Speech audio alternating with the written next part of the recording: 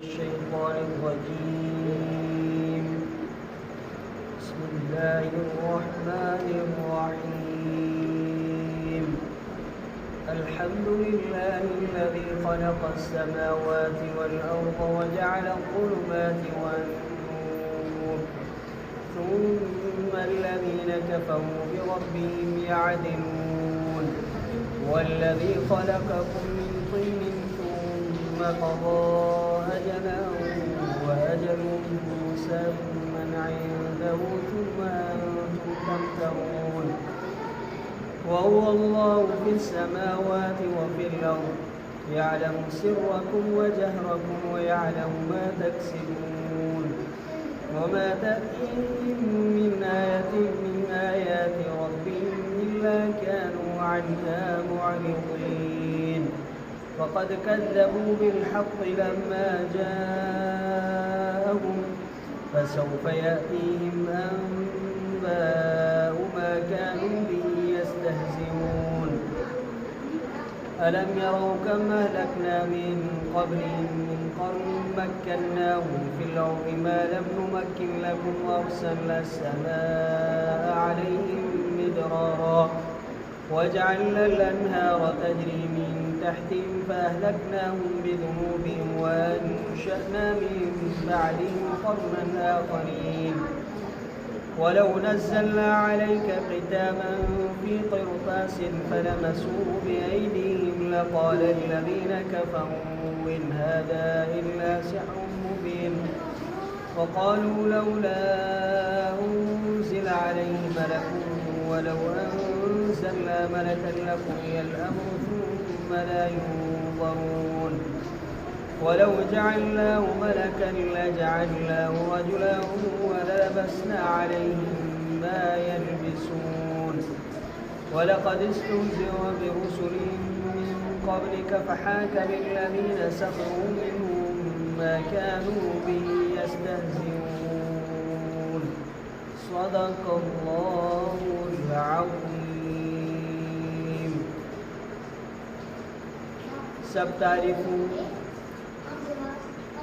अल्लाह जे लाइ उहा ज़ात जा पैदा फरमायो आसमाननि खे ऐं ज़मीन खे ऐं बणाई ऊंदाहिनि खे ऐं रोशनी खे।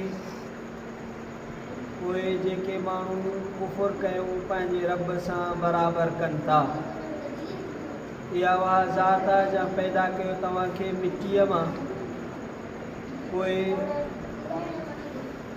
वक़्तु मुक़ररु फरमायईं या फ़ैसिलो फरमाई वक़्तु मुक़ररु जो, ऐं वक़्तु मुक़ररु इन वटि आहे, पोइ तव्हां शक कयो था। इहो अल्लाह आसमाननि में आहे ऐं ज़मीन में आहे, ॼाणे थो तव्हांजे मख़फ़ी ॻाल्हियुनि खे, मख़फ़ी राज़नि खे ऐं तव्हांजे वाज़े पधरनि ॻाल्हियुनि खे, ऐं ॼाणे थो जेको कुझु तव्हां कमायो था। नथी अचे इन्हनि वटि का बि आयत इन्हनि जे रब जे आयतुनि मां मगर इन्हीअ खां मुंहुं मोड़ींदड़ आहिनि। पोइ बेशक पूरो कयो हक़ खे जरा आयो इन्हनि वटि, उहो अन क़रीब ईंदियूं इन्हनि वटि ख़बरूं उहे जो जंहिंसां इहे मज़ाक़ कंदा हुया। छा न ॾिठऊं केतिरनि खे ई हलाक कयोसीं इन्हनि खां पहिरियों माण्हुनि जा तबक़ा या उम्मतूं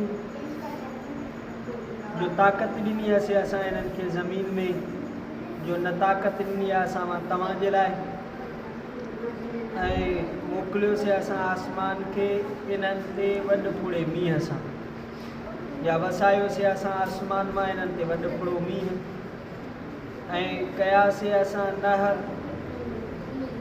जो वहन थियूं इन्हनि जे हेठां।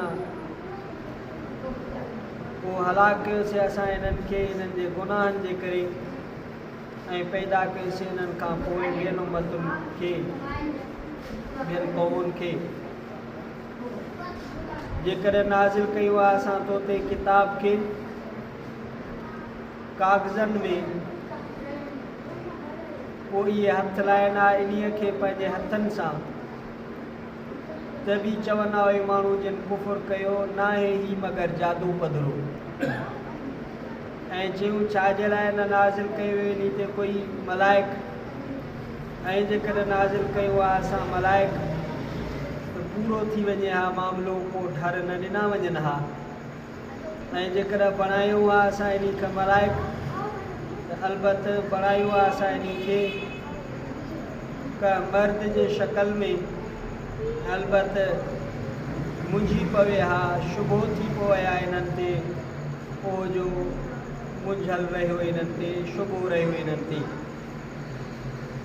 अलबत की इस्तेज़ा कयो वियो, मस्करी कई वई, टोकूं कई हुयूं रसूलनि ते तोखां पहिरियों, पोइ कड़की पियो उन्हनि माण्हुनि सां अज़ाब जिन मस्करी कई इन्हनि जी, पोइ जो इन ते इस्तेज़ा कंदा हुया, मस्करी कंदा हुया। सूरतुल अनआम जो पहिरियों रुकू ऐं 7 सिपारे जो 6 रुकू, आयत नंबर 1 खां आयत नंबर 10 ताईं क़ुरान शरीफ़ जे इन सॼे रुकू जी तिलावत कईसीं ऐं उनजो लफ़्ज़ी तर्जुमो पढ़ियोसीं। इन्हनि आयात जो तफ़सीर दुरे मंसूर तफ़सीर बिल मासूर इमाम हाफ़िज़ जलालुद्दीन सुयूती रहमतुल्लाह अलैह जो लिखियल 3 हिस्सो, सफ़ो नंबर 222 का तफ़सीर पेश ख़िदमत आहे। सूरह अनाम या मक्के पाक में नाज़िल थी आहे। इन जे नुज़ूल जे वक़्त में 70,000 मलाइक तस्बीह पढ़ंदा ऐं अल्लाह जी तहमीद कंदा इन सूरत जे नुज़ूल जे वक़्तु नाज़िल थिया लही आया 70,000 मलाइक। ऐं इहा सॼी सूरत हिकु दफ़ो ई नाज़िल थी आहे, सवाइ हिकु ॿिनि आयतुनि जे। जॾहिं इहा सूरत नाज़िल थी, हिकिड़ो सहाबी सॻोरो फरमाए थो त मां नबी सल्लल्लाहु अलैहि वसल्लम जे ॾाची जे लगाम मुंहिंजे हथ में हुई, क़रीब हुयो जो ॾाची जा हॾा भॼी पवनि, वाहे जो वज़न थींदो, भली सियारो हूंदो हो, सईदनि जे पेशानी मुबारक मां पघर जा कतरा ऐं फुड़ा वही ईंदा हुआ, जीअं मोती जा दाणा हूंदा आहिनि। केॾो बि सख़्तु तरीन सर्दी हुजे, पर वाहे जे वज़न ऐं बार जे करे सईदनि जे पेशानी मुबारक मां पघर निकिरी वियो। एॾो बार जो क़रीब हुयो जो इन ॾाची जा हॾा भॼी पवनि हा। 70,000 मलाइक अल्लाह जी तस्बीह, तक़दीस, तहमीद कंदे इन सूरत जे नाज़िल थियण वक़्तु नाज़िल थिया लथा। इन सूरत जा फ़ाइदा दैलमी में सनद ज़ईफ़ सां हज़रत अनस रज़ियल्लाहु तआला अन्हु खां मरफ़ू रिवायत आहे, युनादी मुनादिन या क़ारिअ सूरतल अनआम हलुम्म इलल जन्नह बिहुब्बिका इय्याहा व तिलावतिहा।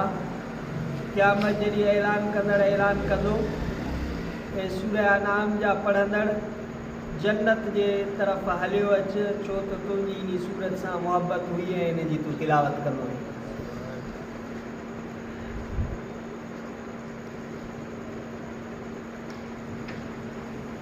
ऐं ॿियनि रिवायतुनि में जंहिंजी तख़रीज कई आहे अबू शेख हबीब अबी मोहम्मद आबिद खां, फरमाई त जा माण्हू सूरह अनाम जो पहिरियों 3 आयतूं पढ़ियूं इला तक़सिबून ताईं, अल्लाह ताला उन जे लाइ 70,000 मलाइक मोकिले थो, जेके उन जे लाइ क़यामत ताईं दुआ घुरनि था ऐं इन जे लाइ इन्हनि जे अमलनि जेतिरो अजुर आहे। पोइ जॾहिं क़यामत जो ॾींहुं थींदो अल्लाह से उनखे जन्नत में दाख़िल फरमाईंदो जेको पढ़ंदड़ आहे ऐं उनखे सलसबील मां पाणी पियारींदो। इहा हिकिड़ी क़िस्म जी ख़ासि नहर आहे ऐं उनखे हौज़ कौसर जे पाणीअ सां गुस्ल कराईंदो। अल्लाह से फरमाईंदसि अना रब्बुका हक़्क़ा व अंत अब्दी हक़्क़ा, मां तुंहिंजो सचो रब आहियां, तूं मुंहिंजो सचो बानो आहे। इन आयत जे इन सूरत जे 3 आयतुनि जे तिलावत सां पाबंदी सां रोज़ानो। ॿी रिवायत आहे, तख़रीज की आहे इब्न दरीस हबीब बिन ईसा अबी मोहम्मद फारसी का फरमाई, जंहिं माण्हू सूरतुल अनआम जूं पहिरियूं 3 आयतूं पढ़ियूं, अल्लाह ताला 70,000 मलाइक मोकिले थो जेके उन जे लाइ क़यामत ताईं बख़्शिश तलब कंदा रहनि था। 70,000 मलाइक। इहे नबी सल्लल्लाहु अलैहि वसल्लम जा वज़ीफ़ा आहिनि, हादीस जा आहिनि। असां दुआयूं ॿियनि खां घुराईंदा आहियूं, इहे माण्हू जेकॾहिं करे त अल्लाह ताला जी मुक़द्दस मलाइक उन जे लाइ इस्तिग़फ़ार करे थी ऐं इन माण्हू जे लाइ इन्हनि जे अजुर जे बराबरि सवाबु आहे। ऐं जॾहिं क़यामत जो ॾींहुं थींदो, अल्लाह ताला उनखे जन्नत में दाख़िल फरमाईंदो, पंहिंजे अर्श जे छांव में विहारींदुसि, जन्नत जा मेवा खाराईंदुसि, हौज़ कौसर मां पाणी पियारींदुसि, सलसबील मां गुस्ल कराईंदुसि। अल्लाह से फरमाईंदसि मां तुंहिंजो रब आहियां, तूं मुंहिंजो बानो आहे। ॿी रिवायत में आहे, हज़रत इब्न अब्बास रज़ियल्लाहु तआला अन्हु खां मरफ़ू आहे, फरमाई जा माण्हू सुबुह जी नमाज़ पढ़ी करे 3 आयतूं सूरह अनाम जूं वयालम मां तक़सिबून ताईं पढ़ियूं त उन जे तरफ़ 40,000 मलाइक लहनि था, अचनि था, उन जे लाइ लिखनि था पंहिंजे अमलनि जे जेतिरो।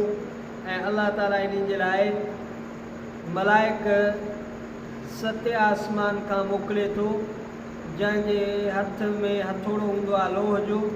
पोइ जॾहिं शैतानुनि जे दिलि में का शर बुराई वारी शइ विझे थो त पोइ इहो उन खे धकु हणे थो एतिरे ताईं जो इन जे विच में ऐं उन शैतान जे विच में 70 पर्दा पैदा था थी पवनि। पोइ जॾहिं क़यामत जो ॾींहुं थींदो, अल्लाह ताला फरमाईंदुसि मां तुंहिंजो रब, तूं मुंहिंजो बानो, मुंहिंजे अर्श जे छांव में हल, हौज़ कौसर पी ऐं सलसबील मां गुस्ल कर। ऐं अल्लाह ताला उनखे जन्नत में दाख़िल फरमाईंदो बिना हिसाब ऐं बिना अज़ाब जे। एॾी वॾी इन जी फज़ीलत आहे। ऐं आख़िरी रिवायत फ़ज़ीलत में जंहिंजी तख़रीज कई आहे दैलमी ऐं इब्न मसऊद रज़ियल्लाहु तआला अन्हु खां रिवायत आहे, फरमाया रसूलुल्लाह सल्लल्लाहु अलैहि वसल्लम, जा माण्हू फजर जी नमाज़ जमात में पढ़ी ऐं पंहिंजी नमाज़ वारी जॻह ते ई वेही रहियो ऐं सूरह अनाम जूं 3 आयतूं पढ़ी, अल्लाह ताला उन जे लाइ 70,000 मलाइक मुक़ररु करे थो। 70 मलाइक अल्लाह ताला उन जे लाइ मुक़ररु करे थो, युसब्बिहून लिल्लाह, जेके अल्लाह जी तस्बीह कनि था ऐं उन जे लाइ क़यामत ताईं इस्तिग़फ़ार जी दुआ कनि था। इन्हनि जे पढ़ण सां इन जी एॾी वॾी बरकत आहे। हाणे आयतुनि जो तफ़सील इख़्तिसार सां। पहिरीं आयत में अल्लाह ताला पंहिंजी वाखाण फरमाई त सभु तारीफ़ूं रब जे ज़ात खे सूहनि थियूं, जंहिं आसमाननि खे पैदा फरमायो, ज़मीन खे पैदा फरमायो, ऊंदाहिन ऐं रोशनी खे पैदा फरमायो, पर पोइ बि काफ़र माण्हू अल्लाह जे लाइ ॿिया उन जा बराबरि शरीक कनि था। हाणे जेकॾहिं रब जो कोई शरीक हुजे त ऊंदाही करण में कोई हुजे, रोशनी करण में कोई हुजे, ज़मीन जे ठाहिण में हुजे, आसमाननि जे ठाहिण में हुजे, जॾहिं इन्हनि शयुनि में रब जो कोई शरीक कोन्हे त ॿियनि में कीअं शरीक थींदो। अल्लाह ताला जी तारीफ़ आहे, उन में कोई उन जो शरीक कोन्हे को। उन खां बाद में अल्लाह ताला ॿी आयत में फरमायो, अल्लाह उहा ज़ात जंहिं तव्हांखे मिटी मां पैदा फरमायो। इंसान हज़रत आदम अलैहिस्सलाम मिटी मां पैदा थियो, रूए ज़मीन जे मुख़्तलिफ़ मिटियुनि मां अल्लाह ताला खणाए उनखे पाण में मिक्स करायो, मिलरायो। मुख़्तलिफ़ ज़मीननि जूं मिटियूं मुख़्तलिफ़ रंगनि जूं, तंहिंजे करे इंसान जी तबियत उहे रंग बि मुख़्तलिफ़ आहे, जंहिंमें जहिड़ी मिटी जो असरु हुन में ओड़ो। आदम अलैहिस्सलाम मिटी मां हुयो, बाक़ी इंसान नुतफ़े मां आहिनि, पर इंसान जी ग़िज़ा चूंकि मिटी मां निकिरंदड़ अनाज फल फ्रूट मेवा वग़ैरह इन मां ग़िज़ा थिए थी। इन हिसाब सां हर इंसान ॼण त मिट्टी जी पैदावार आहे। पाणी नुतफ़े मां थिए थो, पर इहो नुतफ़ो इंसान जो ग़िज़ा मां हासिलु थिए थो ऐं ग़िज़ा वरी ज़मीन मां निकिरे थी। जानवरनि जो भली खीर या गोश्त बि वठो त बि जानवरनि जो चारो गाह वग़ैरह उहो बि ज़मीन मां पैदा थिए थो ऐं इन मिट्टी मां निकिरे थो। पोइ इहा वरी जानवरनि जो खीर इन्हनि जो गोश्त इंसान जी ग़िज़ा बणिजे थी। उन मां इंसान जी वरी इहो नुतफ़ो थो पैदा थिए, पोइ इन मां इंसान जी पैदाश थिए थी, तकलीफ़ थिए थी। अलाह सिम फरमायो तव्हांखे मिट्टी मां पैदा करे तव्हांजो वक़्तु मुक़ररु कयो अथई, पर तव्हां उन में बि शक कयो था त मौत अलाए कॾहिं थींदी, कीअं थींदी। अलाह सिम फरमायो वक़्तु मुक़ररु आहे। अलाह आसमाननि में बि आहे, ज़मीन में बि आहे। तव्हांजूं लिकल ॻाल्हियूं, लिकल राज़, मख़फ़ी ॻाल्हियूं बि अलाह ॼाणे थो, जेके असांजे दिलि में आहिनि, कंहिं खे अञा ख़बर बि न आहिनि, पर अलाह खे उहे ख़बर आहे। ऐं जेके असांजूं ज़ाहिरी ॻाल्हियूं आहिनि, ज़ाहिर आहिनि, उहे बि अलाह जे इल्म में आहिनि। असांजे जेका कमाई आहे, कहिड़े बि क़िस्म जी कमाई हुजे, अमलनि जी कमाई हुजे, माशी कमाई हुजे, सभु अलाह जे इल्म में आहे। पोइ असां दुनिया खां भली लिकी करे हराम जी कमाई कयूं, पर अलाह जे इल्म में त आहे।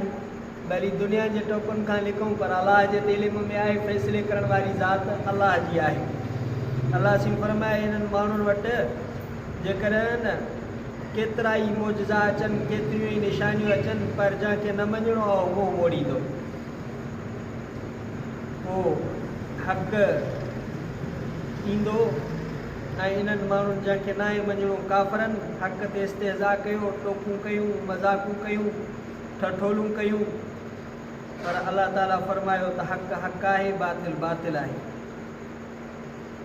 अलाह ताला अॻिते मिसाल बयानु फरमाए त इन्हनि खां पहिरियों केतिरियूं ई उम्मतूं हुयूं, केतिरा ई इंसान हुया, केतिरियूं ई सदियूं गुज़री वियूं, उहे बि ज़मीन में रहिया। उन्हनि खे जेतिरी ताक़त हुई ज़मीन में, तव्हांखे उन्हनि जे मुक़ाबले में ताक़त कोन्हे का। अॼु असांजा कद अॻियनि क़ौमुनि जे मुक़ाबले में कोन्हनि के। असांजी जिस्मानी क़ुवत उन्हनि जे मुक़ाबले में कुझु बि कोन्हे का। असां वटि एतिरी मईशत मज़बूत कोन्हे जेतिरी अॻियनि उन्हनि वटि हुई। अलाह सिम फरमायो उन्हनि ते बि आसमान मां वॾ फुड़ा मींहं वसाए इनाम कयासीं, हेठो नारूं वहनि पियूं, पर जॾहिं इहे न सुधरिया फ़अहलकनाहुम बिज़ुनूबिहिम, इन्हनि खे इन्हनि जे गुनाहनि जे करे असां हलाक करे छॾियोसीं। तबाही ईंदी आहे, माशी तबाही हुजे, इक़्तिसादी तबाही हुजे, मुआशरती तबाही हुजे, इंसान जे ग़लतियुनि ऐं गुनाहनि जे करे तबाही थींदी आहे। अलाह सिम फरमाए पोइ इन्हनि खे असां हलाक कयोसीं ऐं इन्हनि खां पोइ वरी ॿियूं उम्मतूं, ॿियूं क़ौमूं पैदा कयूंसीं जेके अची ज़मीन में रहिया, आबाद थिया। को बि माण्हू दुनिया जे लाइ हर्फ़ आख़िर न आहे त मौक़ो को हूंदा हुआ, केतिरा ई असां खां अॻे इंसान हुया, हलिया विया, हाणे बि दुनिया हले थी। असां इहे न सोचूं त असां खां पोइ जेको आहे ख़तमु आहे। अलाह सिम फरमाया अॻ में हुया, ख़तमु थी विया, वरी ॿियूं क़ौमूं, ॿिया माण्हू आया।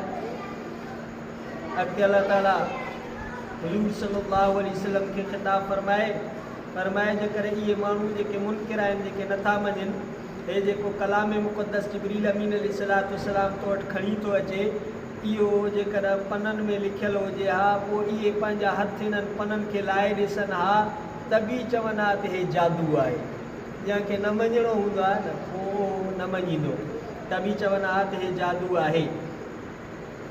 पोइ वरी ॿियो इन्हनि एतिराज़ उन ज़माने जे मुशरिकीन इहो कयो, चयूं त मलाइक छो न नबी सल्लल्लाहु अलैहि वसल्लम सां गॾु नाज़िल थियो आहे, जेको तस्दीक़ कंदो वञे त अलाह जो नबी आहे, अलाह जो नबी आहे, अलाह जो नबी आहे। अलाह ताला फरमाए जेकॾहिं मलाइक खे असां लाहियूं आहे ज़मीन में, पोइ त मामिलो पूरो थी वञे हा। पोइ जेकॾहिं माण्हू एतिराज़ कनि हा, त पोइ अलाह ताला उन्हनि खे एतिरी क़ुवत अता फरमाई आहे जो उन्हनि जे नमन मुतालबनि खां पोइ ईमान न आणनि हा, पोइ मामिलो पूरो थी वञे हा, पोइ तबाह थी वञनि हा। पर बिल फ़र्ज़ वल महाल अलाह सिम फरमाए जेकर इन्हनि जे मुतालबे जे मुताबिक़ असां पाण करीम सल्लल्लाहु अलैहि वसल्लम खे मलाइक बणायूं हा, या नबी खे मलाइकनि मां नबी करे मोकिलियूं हा, त पोइ उन खे आख़िर शक्ल त माण्हू वारी ॾियणी पए हा न, छो त मलाइक त असां न सुञाणींदासीं, मलाइक असां ॾिठो ई कोन्हे को, मलाइक सां नूरानी मख़लूक आहे। अलाह सिम फरमाए जेकर बिलफ़र्ज़ वल महाल मलाइक बि अचे त आख़िर त उन खे का न का माण्हू जी मर्द जी शक्ल ॾिजे, वरी जेकॾहिं उहो मलाइक मर्द जी शक्ल में अचे साॻियो एतिराज़ त इहो त इंसानु आहे, पोइ ॻाल्हि त साॻी वञी बीहे हा, वरी उन ते बि एतिराज़ कनि हा त जेको आहे हे त साॻियो माण्हू आहे। अलाह सिंह फरमाए साॻियो इन्हनि ते मामिलो मुंझल रहे हा ऐं साॻियो इहो उनखे तस्लीम न कनि हा। आख़िरी आयतुनि में अल्लाह ताला हबीब करीम सल्लल्लाहु अलैहि वसल्लम खे तसली ॾींदे फरमायो रसूलनि ते अॻु में बि माण्हुनि इस्तेहज़ा कयो आहे, टोकूं कयूं आहिनि, ठठोलूं कयूं आहिनि, मज़ाक़ूं कयूं आहिनि, उन्हनि जी मुखालिफ़त कई आहे। हे आख़िर ज़मान नबी सल्लल्लाहु अलैहि वसल्लम तोसां इहो मामिलो न आहे, बल्कि जेके बि अंबिया ऐं रसूल आया आहिनि उन्हनि ते तोखां पहिरियों बि थियूं आहिनि ऐं उन्हनि जेका मज़ाक़ कई, उन्हनि जेका ठठोल सम्झी पोइ उन्हनि जेको इस्तेहज़ा कयो उन्हनि खे उन्हनि जे इस्तेहज़ा जी सज़ा मिली ऐं उन्हनि खे अल्लाह ताला अज़ाब में तबाह बर्बाद करे छॾियो। हेसिताणी रुकू पूरो थियो। इंशाअल्लाह ताला ज़िंदगी रही त वरी ईंदड़ रुकू सुभाणे तिलावत कंदासीं। रब्बना आतिना फ़िद दुनिया हसनतन व फ़िल आख़िरति हसनतन सल्लल्लाहु तआला अला मुहम्मद ला इलाहा इल्लल्लाह।